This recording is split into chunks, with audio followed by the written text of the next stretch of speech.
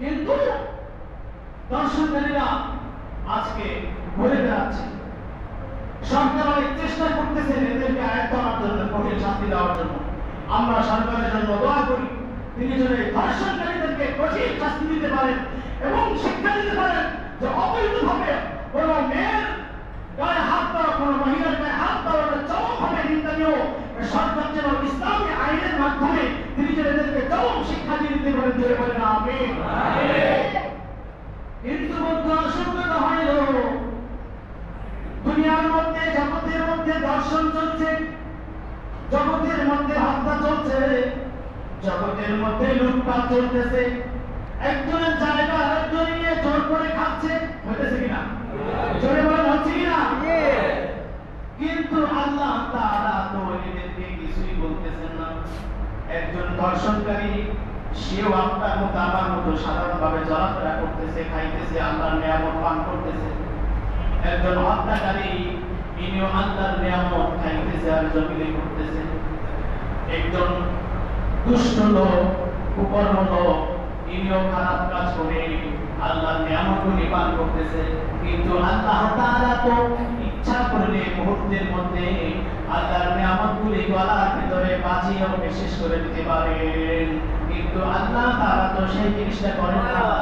কারণ হলো নবী দোয়া করেছিলেন, আল্লাহ আমার উম্মত গুনাহ করে, আমার পাপিষ্ঠ উম্মত যদি গুনাহ করে আল্লাহ তাৎক্ষণিকভাবে আপনি তাদেরকে আযাব দিয়ে দুনিয়া থেকে বিদায় করে দিয়েন না। কারণ আল্লাহ তাআলার একটি নাম হলো রহমান, আর একটি নাম হলো রহিম। আমরা সূরা ফাতিহার মধ্যে পড়ে থাকি আলহামদুলিল্লাহি রাব্বিল আলামিন আর রহমানির রহিম। বিসমিল্লাহর মধ্যে আমরা পড়ি বিসমিল্লাহির রহমানির রহিম। সূরা রহমানের মধ্যে আমরা পড়ি আর রহমান আল্লামাল কুরআন। সূরা হাশরের মধ্যে আমরা পড়ি আলিমুল গায়বি ওয়াশ শাহাদা, আলিমুল গায়বি ওয়াশ শাহাদাতি হুয়ার রহমানুর রহিম। এখানে রহমান অর্থ অতি দয়ালু, রহিম অর্থ পরম দয়ালু। শব্দের দিক থেকে অর্থ সেম, কিন্তু উদ্দেশ্য হচ্ছে ভিন্ন। উদ্দেশ্য কি? রহমান নামের গুণ হলো, রহমান নামের মাধ্যমে আল্লাহ তাআলা দুনিয়ার জমিনে কাফের, বেঈমান, ইহুদি, খ্রিস্টান সকলকে আল্লাহ দুনিয়ার জমিনে খাওয়াচ্ছেন। এরকম হইতেছে যে হিন্দু, খ্রিস্টান, বৌদ্ধ, নাসারা এই জন্য আল্লাহ ওদেরকে ধ্বংস করে দিয়েছেন, এরকম কিন্তু হচ্ছে না। আল্লাহ তাআলা নিয়ামত সকলে সমানভাবে খাইতেছেন। কারণ আল্লাহ তাআলা রহমানের দয়া এবং রহমানের অনুগ্রহ দুনিয়ার মধ্যে বিস্তৃত হয়ে আছে। সবাই খাইতেছেন। আরে রহমান হলেন তিনি যিনি দুনিয়াতে সমস্ত সৃষ্টিজীবের উপর রহমত করে থাকেন, দয়া করে থাকেন। রহমান হলেন তিনি আর রহমান আল্লামাল কুরআন। রহমান হলেন তিনি কোরআন শিক্ষা দিয়েছেন যিনি। রহমান হলেন তিনি মানুষ সৃষ্টি করেছেন যিনি। রহমান হলেন তিনি মানুষের ভাষা শিক্ষা দিয়েছেন যিনি। রহমান হলেন তিনি আসমান সৃষ্টি করেছেন যিনি। রহমান হলেন তিনি জমিন সৃষ্টি করেছেন যিনি। রহমান হলেন তিনি নদী সৃষ্টি করেছেন যিনি। রহমান হলেন তিনি নদীর মধ্যে জল ভালাতেন তিনি। রহমান হলেন তিনি বৃষ্টি বর্ষণ করেন যিনি। রহমান হলেন তিনি যিনি আপনাকে আমাকে জীবিত রাখেন, আবার দুনিয়া থেকে বিদায় করে নেন, তিনি হলেন রহমান। জোরে বলেন ঠিক কিনা? আল্লাহ তাআলা এই রহমতের বরকতে আপনাকে আমাকে দুনিয়ার মধ্যে হাজার অপরাধ করা সত্ত্বেও, হাজার পাপ করা সত্ত্বেও আপনাকে আমাকে অনুগ্রহ করে যাচ্ছেন। বান্দা হয়তো তওবা করে আসবে, আল্লাহ তাআলা একটু ছাড় দিচ্ছেন বান্দাকে, কিন্তু হাসরের ময়দানে রহিম নামের প্রয়োগ 100% হয়ে যাবে। আর রহমান আর রহমানির রহিম। এই রহিমের অনুগ্রহ শুধু কিয়ামতের ময়দানে, হাসরের ময়দানে, কবরে যেতে হবে। আর রহিমের অনুগ্রহ তারাই পারে যারা মুমিন হয়েছে, মুসলমান হয়েছে এবং সেই অনুযায়ী জীবন পরিচালনা করেছে। কিয়ামতের ময়দানে, হাসরের ময়দানে কোন হিন্দুকে, কোন বৌদ্ধকে আল্লাহ তাআলা অনুগ্রহ করবেন না, জান্নাত দিবেন না। কোন কাফেরকে, কোন খ্রিস্টানকে সেখানে জান্নাতের ঘ্রাণ দেওয়া পাবে না। কারণ ওখানে শুধু আল্লাহর রহিম প্রয়োগ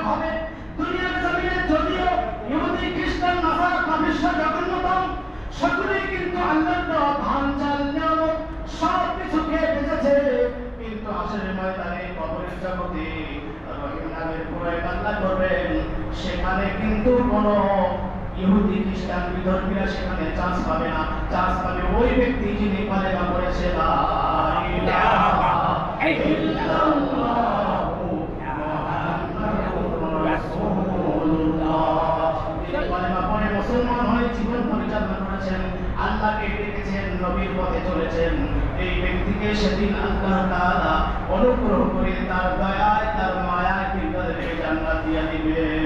আমরা জিকির করি লা ইলাহা ইল্লাল্লাহ, সবাই লা ইলাহা ইল্লাল্লাহ, লা ইলাহা ইল্লাল্লাহ, লা ইলাহা ইল্লাল্লাহ, লা ইলাহা ইল্লাল্লাহ, লা ইলাহা ইল্লাল্লাহ, লা ইলাহা ইল্লাল্লাহ, লা ইলাহা ইল্লাল্লাহ মুহাম্মাদুর রাসূলুল্লাহ।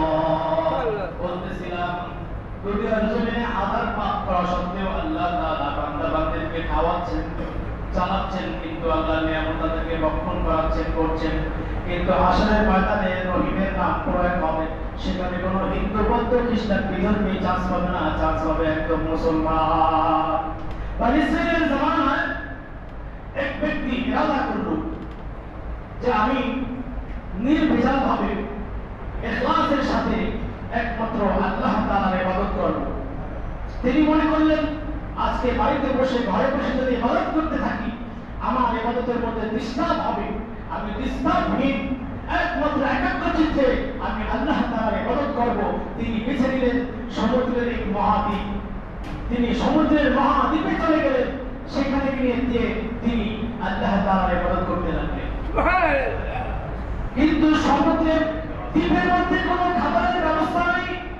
হাদিসের মধ্যে আসছে এই ব্যক্তি যখন ওখানে খাবারের প্রয়োজন হয় আল্লাহ তাআলার কুদরতে আল্লাহ তাআলা এই ব্যক্তিকে তার দয়া তার অনুগ্রহে ওই সমুদ্রের দ্বীপের মাঝখানে একটি ডালিম গাছ সৃষ্টি করে দিলেন।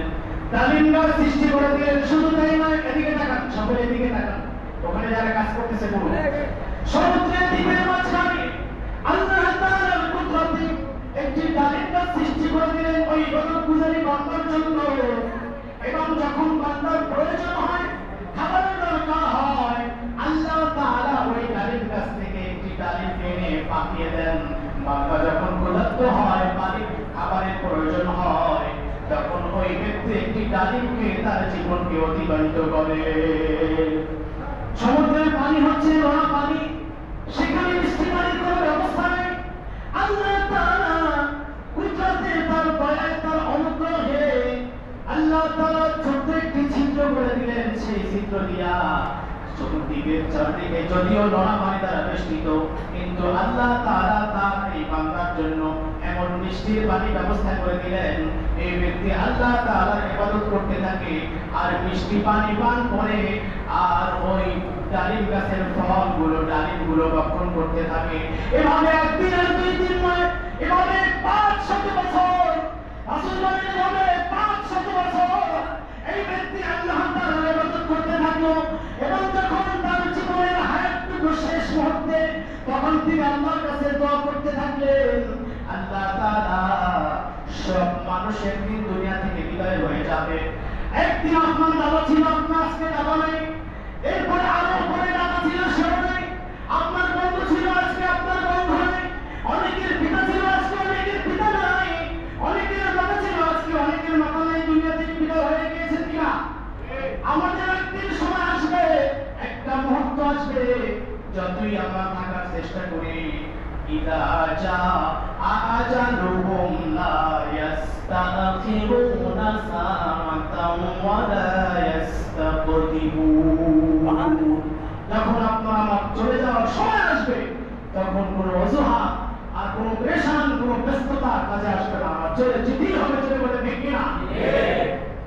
এই ব্যক্তি আল্লাহর কাছে দোয়া করতে থাকলেন, আল্লাহ তাআলা আমি তো একদিন দুনিয়া থেকে বিদায় হয়ে যাব, তবে তোমার কাছে আমি একটি ফরিয়াদ জানাই, আল্লাহ তাআলা আমার মৃত্যুটা যেন জীবনে জীবনের শেষ সিজদার মাঝখানে হয়ে যায়। আমার জীবনের যখন শেষ সিজদা হবে, ওই সিজদার মাঝখানেই যেন আমার মৃত্যু হয়ে যায়। আল্লাহ তাআলা এই ব্যক্তির দোয়াকে কবুল করলেন এবং সিজদা অবস্থায় এই ব্যক্তির মৃত্যুবরণ করেছেন, ইন্তেকাল করেছেন। যখন ইসরাফিল আলাইহিস সালাতু ওয়াস সালাম সিংহায় ফুৎকার দিবেন, পৃথিবী ধ্বংস হয়ে যাবে, সমস্ত মানুষগুলি বিপিলিকার মতো উঠতে থাকবে, তখন এই ব্যক্তির সিজদা থেকে মাথা উঠিয়ে আল্লাহ তাআলার দরবারে উপস্থিত হয়ে যাবে। সুবহানাল্লাহ বলবেন না? আসরের ময়দানে, কিয়ামতের ময়দানে বিচার শুরু হয়ে যাবে। আল্লাহ তাআলা প্রতিটি মুসলমান নরনারীর বিচার শুরু করে দেবেন। এরপরে আল্লাহ তাআলা এই ব্যক্তিকে বলবেন, একজন ফেরেশতা ডেকে আল্লাহ বলবেন, আমার ফেরেশতা, আমার এই বান্দা একনিষ্ঠভাবে একমাত্র আমাকে রাজি খুশি করার জন্য 500 বছর ইবাদত করেছে। ও আমার ফেরেশতা, আমার এই ওলিকে, আমার এই বান্দাকে আমার দয়ায়, আমার অনুগ্রহে তুমি তাকে জান্নাত দিয়ে দাও। ওই যে বলছিলাম রহিম, সেদিন রহিম নামের প্রয়োগ হবে। আল্লাহ বলবেন, এই বান্দাকে আমার রহিম নামের উসিলায় আমার অনুগ্রহে জান্নাত দিয়ে দাও। রাসূল বলেন, তখন এই ব্যক্তি আল্লাহর কাছে পাল্টা প্রশ্ন করবেন। আল্লাহর কাছে প্রশ্ন করবেন, আল্লাহ, তোমার দয়ায় তুমি আমাকে আজকে জান্নাত দিচ্ছ, আর আমি যে 500 বছর একমাত্র তোমার জন্য একনিষ্ঠভাবে ইবাদত করলাম,